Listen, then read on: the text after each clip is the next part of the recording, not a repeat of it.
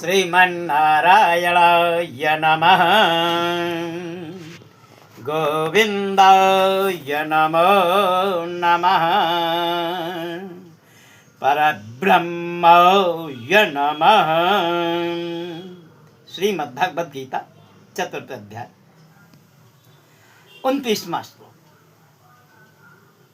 कल के प्रसंग में भगवान मधुसूदन अर्जुन को संबोधित करते हुए ज्ञानोपदेश दे रहे हैं। किस प्रकार दूसरे कितने ही योगी जन अपान वायु में प्राणवायु को हवन करते हैं, वैसे ही अन्य योगी जन प्राणवायु से अपान वायु में हवन करते हैं तथा अन्य कितने ही नियमित आहार करने वाले प्राणायाम परायण पुरुष प्राण और अपान की गति को रोककर प्राणों को प्राणों में ही हवन किया करते हैं।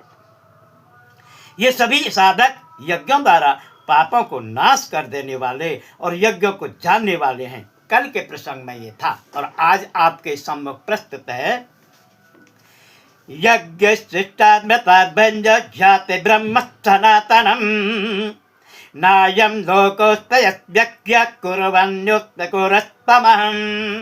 हे कुरुश्रेष्ठ अर्जुन, यज्ञ से बचे हुए अमृत का अनुभव करने वाले योगी जन सनातन पर ब्रह्म परमात्मा को प्राप्त होते हैं और यज्ञ न करने वाले पुरुष के लिए तो यह मनुष्य लोक भी सुखदायक नहीं है, फिर परलोक में कैसे सुखदायक हो सकता है। एवं बहुविधा यज्ञ वितया ब्रह्मणो मुखे कर्मजान्यत्पन्नसन्नेवं ज्ञात्वा विमुक्षयिष्यते। इस प्रकार और भी बहुत तरह के यज्ञ वेद के वाणी में विस्तार से कहे गए हैं। उन सब को तो मन इंद्रिय और शरीर की क्रिया द्वारा संपन्न होने वाले जान और इस प्रकार तत्व से जानकर उनके अनुष्ठान द्वारा तू कर्म बंधन से सर्वथा मुक्त हो जाएगा। श्रेयान् द्रव्यमाविद्य ज्ञाज्ञाव्यज्ञ परं तपः सर्वकर्मखिलं पार्थ ज्ञाने परिसमाप्यते। हे परम तप अर्जुन, द्रव्यमय यज्ञ की अपेक्षा ज्ञान यज्ञ अत्यंत श्रेष्ठ है तथा अवन मात्र संपूर्ण कर्म ज्ञान में समाप्त हो जाते हैं। तद्विप्राणपातेन परिस्नेन सेवया उपदेक्ष्यन्ति हिते ज्ञानम ज्ञानिस्तत्त्वदर्शिनः।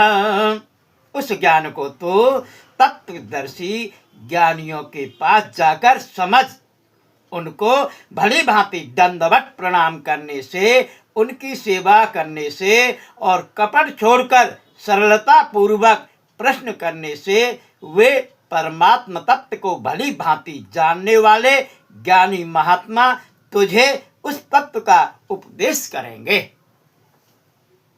यज्ञत्वानपणरमयम् वयं चामि पांडव ये न भूतान्यशेषेण द्रक्ष्यत्यन्तयथो मयि।